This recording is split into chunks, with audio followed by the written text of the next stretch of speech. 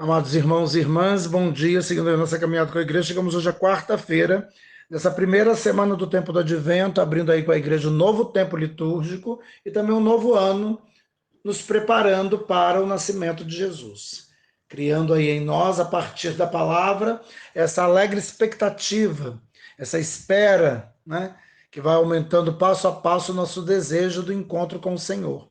Nessa primeira parte do Advento, no encontro final, e depois, a partir do dia 17, esse encontro do Natal mesmo, do nascimento do Senhor, da sua encarnação e nascimento aqui entre nós.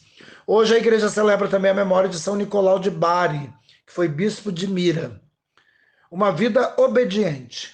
Nicolau nasceu em Patara, uma cidadezinha marítima da Lícia, na Turquia meridional, no século III depois de Cristo, em uma família rica que o educou ao cristianismo.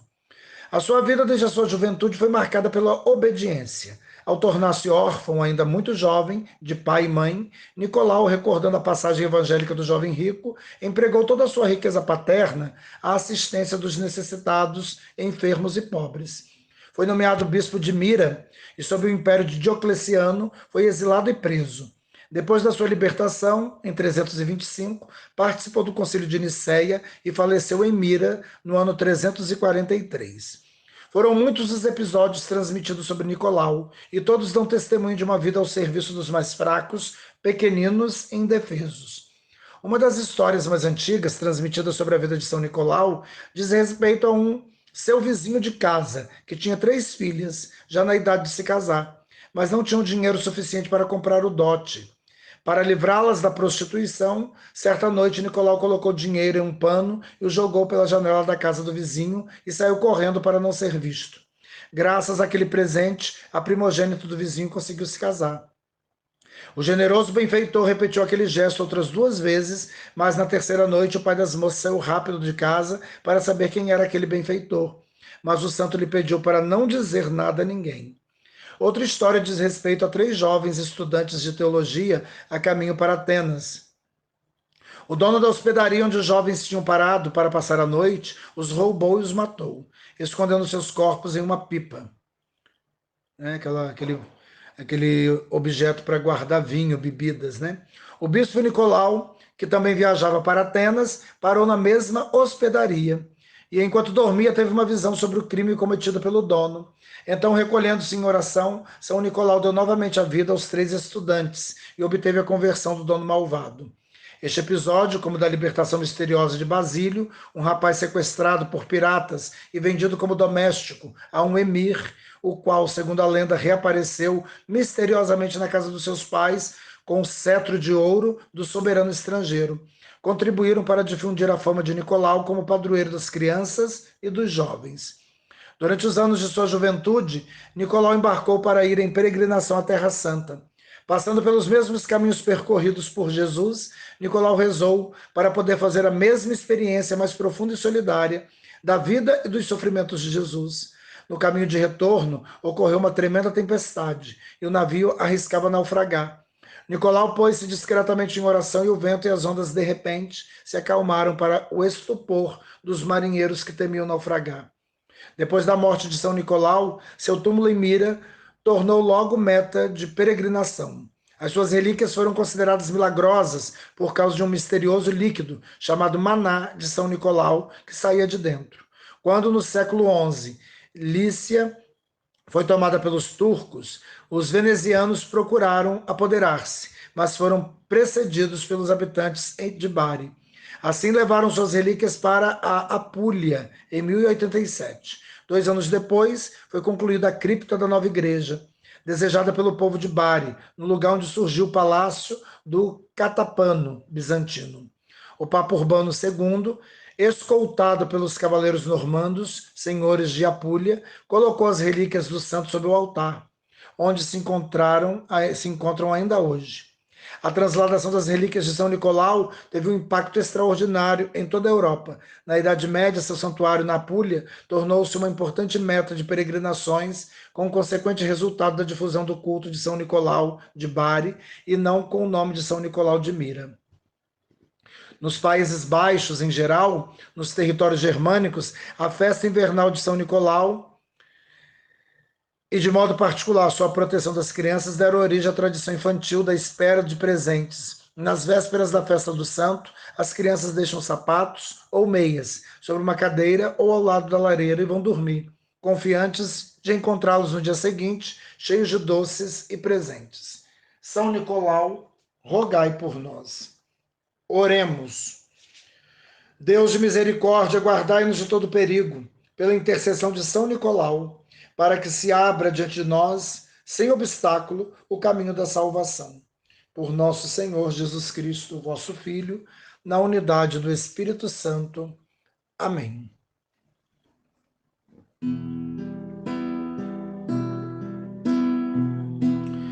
O Senhor é o pastor que me conduz,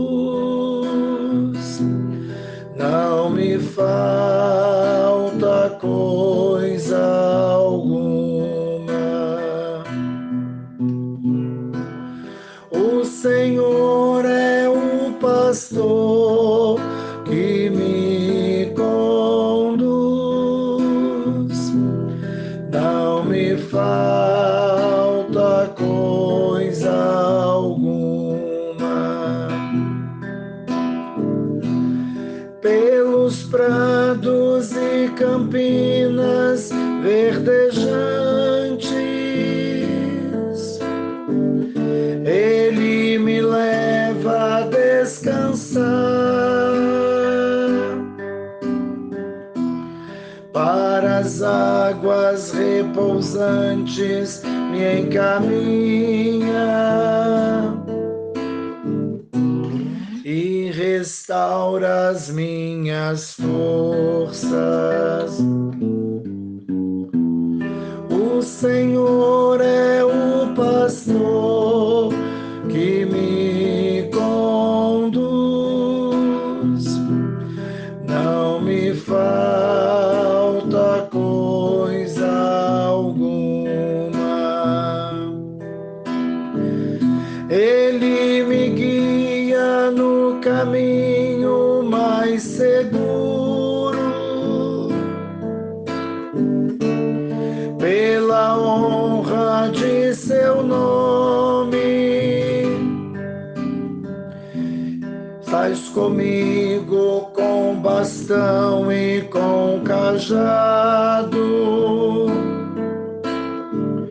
eles me dão a segurança.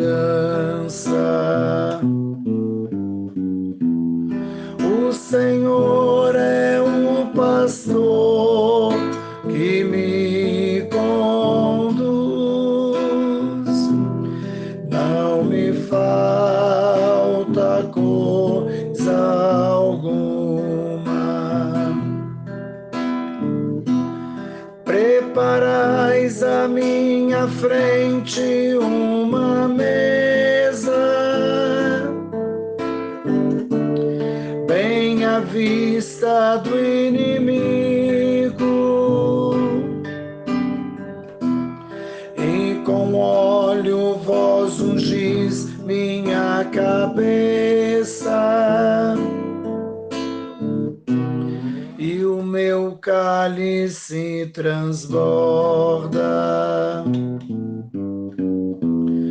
O Senhor é o pastor que me conduz, não me falta coisa alguma.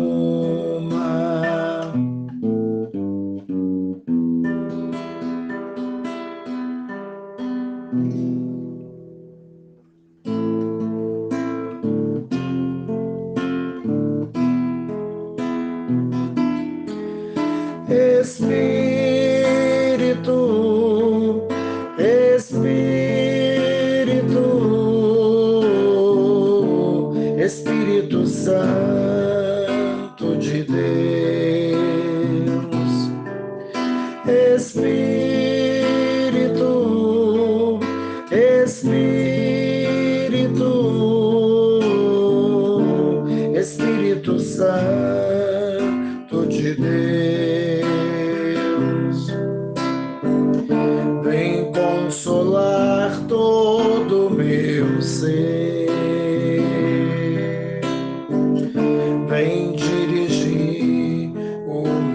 viver,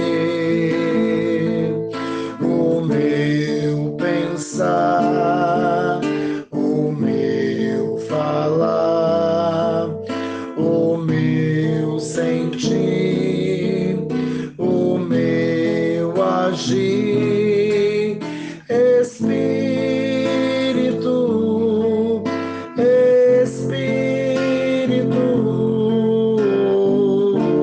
Espírito Santo de Deus, Espírito,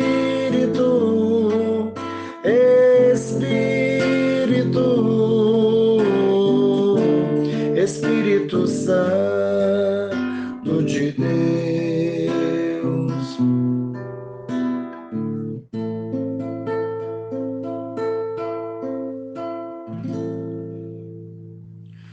Queridos irmãos e irmãs, com alegria seguimos aí a nossa caminhada com a igreja, hoje quarta-feira da primeira semana do tempo do Advento, primeira semana do ano litúrgico de 2024, do ano da igreja, abrindo para nós, como todo começo, 1001 possibilidades para tudo, para o bem, para o mal. Dependendo das escolhas que fizermos, a nossa vida se direcionará para o bem ou para o mal. O desejo de Deus, revelado na sua palavra, proclamada pela igreja, é que nós estejamos atentos, vigilantes, para fazermos escolhas que possam conduzir a nossa vida para o bem. Não o bem oferecido pelo mundo, mas o bem que Deus tem para nós. O bem que a sua palavra nos aponta. O que não é muito fácil, porque esse mundo contrário a Deus dificulta a nossa caminhada. Coloca no caminho obstáculos, cria problemas, situações complexas, que se nós não estivermos, de fato, fincados em Deus, a gente pode acabar se conformando ao mundo. E aí dá ruim, porque no final ficamos sem aquilo que Deus tem para nós. E vamos nos contentar com aquilo que o mundo tem, ou seja, nada. Com a destruição plena e total. Então, começar esse tempo do Advento é começar esse novo caminho. Essa nova etapa da caminhada, melhor dizendo, que se apresenta diante de nós com tudo para a gente poder escolher.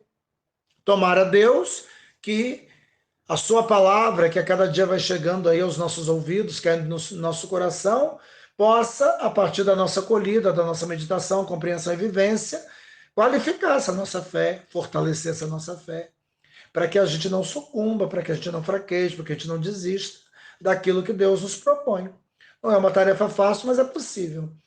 Nesses primeiros dias do Advento, até o próximo dia 16, continuamos a reflexão da palavra, como no final do ano passado, quando no mês de novembro, a palavra foi nos colocando cara a cara com a segunda vinda do Senhor, e esse nosso encontro definitivo com Ele. Quando a vida que nós levamos dará o tom para aquilo que depois que essa vida terminar, cada um de nós vamos viver. Então, o discurso escatológico de Jesus, que mês passado, ainda no ano de 2023, estava ali no capítulo 25 de Mateus, que nós meditamos. Esse ano, que nós estamos começando agora, é a partir do Evangelho de Marcos. E essa primeira semana também vem nessa toada, da expectativa da volta do Senhor, que deve gerar em nós, porque não sabemos dia nem hora, atenção, vigilância. Não podemos nos perder naquilo que o mundo é e oferece, para que a gente possa estar pronto, no lugar que Ele pensou para nós, que Ele nos colocou, e cumprindo aquilo que Ele pensou para cada um de nós. Primeira leitura, domingo, profeta Isaías 63, um pedaço, e também um pedaço do capítulo 64, né, nos mostrou esse desejo do povo de voltar a ter Deus como Pai, como Redentor. Esse povo que reconhece que cometeu só pecados, se tornou imundície, mas esse Deus é justo. Desejamos que o céu se rasgue, o Senhor venha sobre nós novamente. Queremos estar nas nossas mãos como o barro está nas mãos do oleiro, para que o Senhor faça de nós aquilo que aprouver ao Senhor. É isso que o Advento quer fazer conosco. Quer que nós compreendamos que a gente precisa se colocar nas mãos do Senhor e a gente precisa se deixar modelar por Ele. Não é fácil, porque a gente aí é cheio de vontades, o pecado que entrou na nossa vida nos fez orgulhosos, soberbos, arrogantes, prepotentes, autossuficientes, e deixar-se modelar por alguém, para quem está inserido no mundo, parece um sinal de fraqueza. Mas aquilo que é fraco no mundo é a força de Deus. A força de Deus entra naqueles que o mundo considera fracos. São humildes, simples, se fazem pequenos. Aí a força de Deus e a grandeza de Deus atuam. É por isso que o Evangelho de Marcos, domingo 13, 33 a 37, discurso escatológico de Jesus no Evangelho de Marcos, falou. A gente tem que ter atenção. Porque nós temos um Senhor que organizou essa casa, colocou cada um num lugar para cumprir um papel, deixou um porteiro vigilante e falou que vai viajar, mas vai voltar. Dia e hora, ninguém sabe, então fica atento. Para de dormir aí. Para de se desviar, sair do seu lugar para fazer outras coisas. É aí no seu lugar que você tem que ficar. Cumprindo aquilo que Deus pensou para você 24 horas por dia. Porque ele pode chegar a qualquer hora, à tarde, à noite, madrugada ou de manhã. E ele quer encontrar você aí, no lugar que ele pensou e fazendo cumprindo o seu papel. Fique atento, vigilante. Você não sabe nem o dia e nem a hora, nem a hora. Ah, mas eu não sei, esse lugar aqui parece que não é o meu. Não, meu filho, o lugar que Deus te colocou, pensou para você, é o seu lugar. Tudo que você precisa para desse lugar cumprir a sua função, Deus te deu. Primeira carta de Paulo aos Coríntios, domingo, segunda leitura, capítulo 1, 3 a 9. Deus dotou a comunidade de todos os dons. Tudo que a comunidade precisa para cumprir sua função, sua missão. E cada membro da comunidade recebe de Deus tudo o que precisa. Para de conversa fiada, se desinstale aí do seu sofá, onde você está bem acomodado, e vai fazer seu papel, cumprir sua missão. Nada de ficar com a cara para cima, porque o tempo está passando. E daqui a pouco o Senhor volta. E quando voltar, vai se encontrar comigo, com você, com todos nós. E o que nós vamos apresentar a Ele? Essa é a pergunta. É nessa toada que a gente chega hoje, à quarta-feira. E a primeira leitura hoje do profeta Isaías 25, 6 a 10, né? Mostra, né, o sonho desse profeta, o desejo desse profeta, a profecia que ele faz de um dia que iria chegar, que vai chegar, e o Evangelho vai mostrar essa realização, né? Em que Deus dará, né, naquele Monte Sião, onde Jerusalém está construído, um banquete, não só para um povo específico, mas para todos os povos.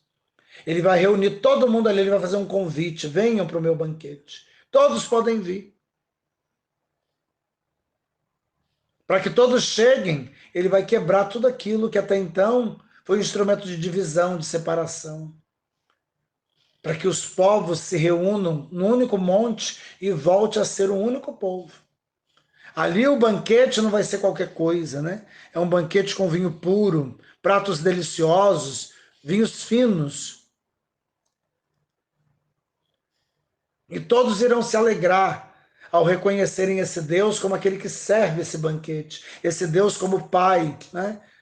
Da primeira leitura domingo, esse Deus como Redentor, né? Porque ele remove a ponta da cadeia que ligava todos os povos, a teia em que tinha envolvido todas as nações. E por conta, né, disso tudo, as nações se separaram, se tornaram inimigas, se matam, se rasgam, se excluem, se eliminam mutuamente. O Senhor vai eliminar para sempre a morte, vai enxugar todas as lágrimas de todas as faces, acabará com a desonra do seu povo em toda a terra. O Senhor está dizendo isso, né? Diz o profeta Isaías. Termina a leitura dizendo que naquele dia se dirá: este é o nosso Deus, não há outro.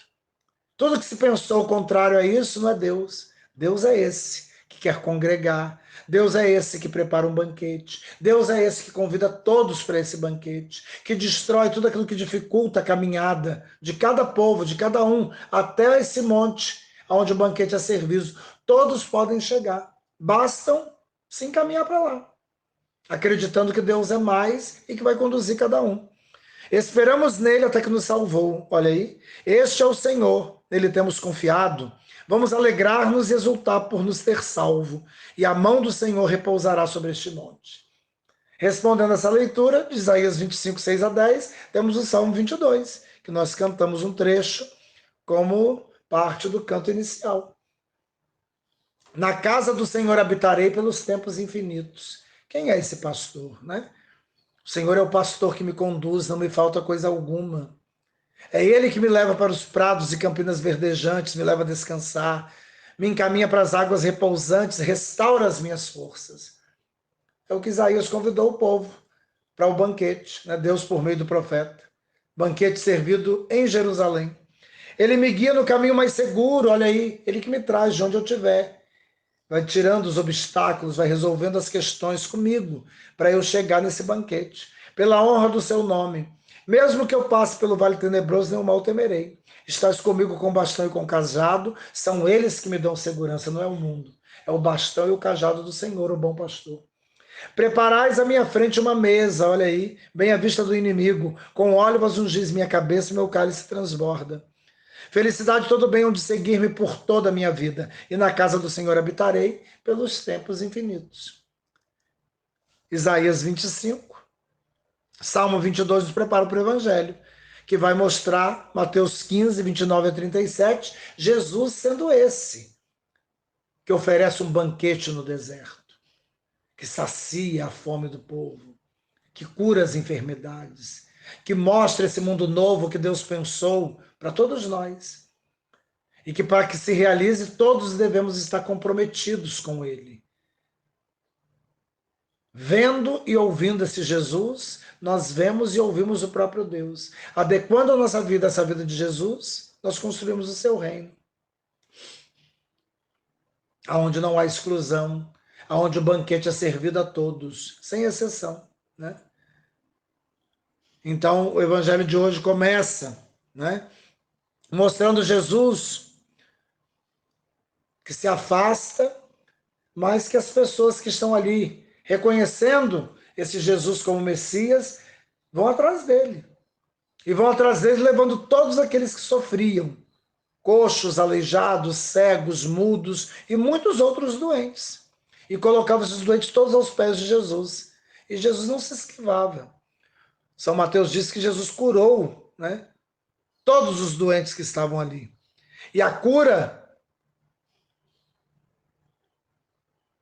que Jesus, né, oferecia fazia com que o povo ficasse admirado.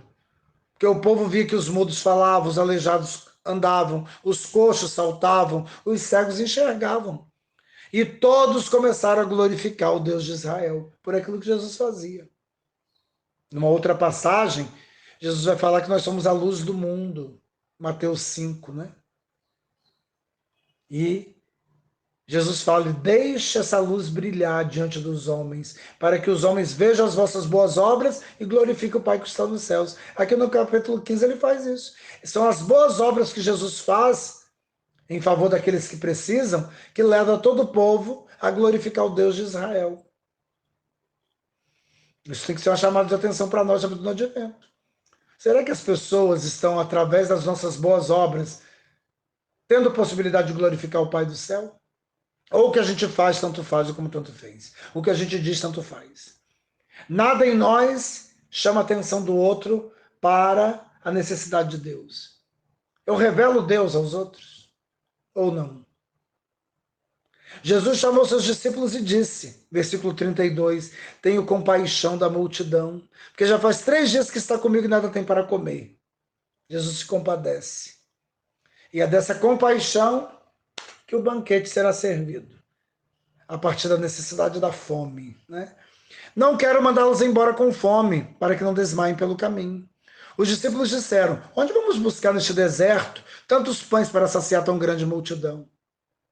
Se vira na caixote. Jesus perguntou, quantos pães tens? A gente sempre tem alguma coisa. Tem um ditado que diz que ninguém é tão pobre que não possa oferecer algo e ninguém é tão rico que não possa receber algo. Então para de reclamar, achar que você não tem nada. Deus te deu tudo que você precisa para cumprir a sua vontade. Segundo a leitura, domingo, 1 Coríntios 1. Você não tem falta de nada. É só você cumprir a palavra. Colocar a serviço dos outros tudo que Deus te deu, inclusive o pouco que você tem. Eles responderam 7 pães e alguns peixinhos. Pouco, a multidão. E Jesus mandou que a multidão se sentasse pelo chão. Depois pegou os 7 pães e os peixes, deu graças, partiu-os e os dava aos discípulos e os discípulos às multidões. Todos comeram e ficaram satisfeitos e encheram 7 cestos com os pedaços que sobraram.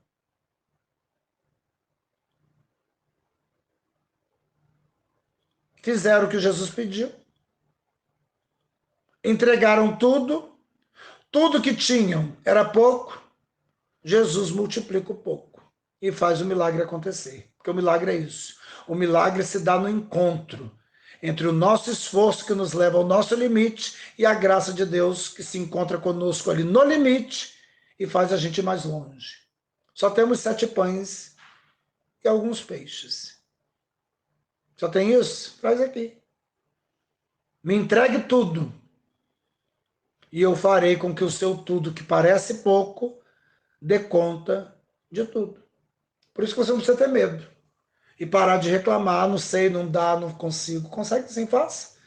Se lance, faça o seu possível. Se você fizer o seu possível, o impossível de Deus vai acontecer. Que Deus nos ajude, assim seja.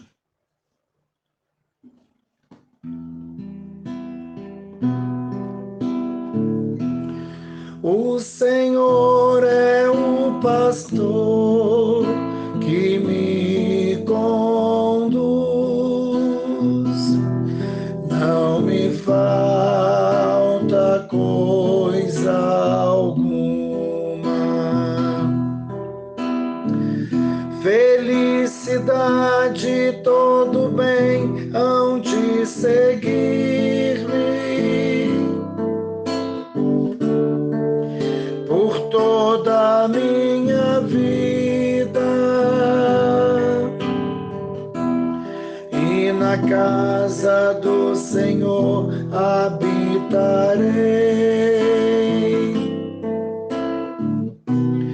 pelos tempos infinitos. O Senhor é o pastor que me conduz, não me falta coisa alguma.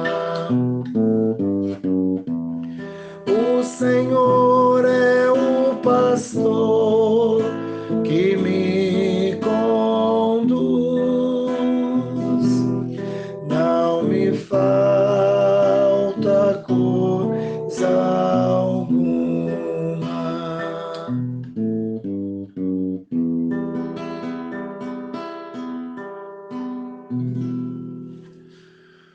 O Senhor esteja convosco, Ele está no meio de nós. Que o Deus onipotente e misericordioso vos ilumine com o advento do seu Filho, em cuja vinda credes e cuja volta esperais, e derrame sobre vós as suas bênçãos. Amém. Que durante esta vida Ele vos torne firmes na fé, alegres na esperança e solícitos na caridade. Amém. Alegrando-vos agora pela vinda do Salvador feito homem, sejais recompensados com a vida eterna, quando vier de novo em sua glória. Amém.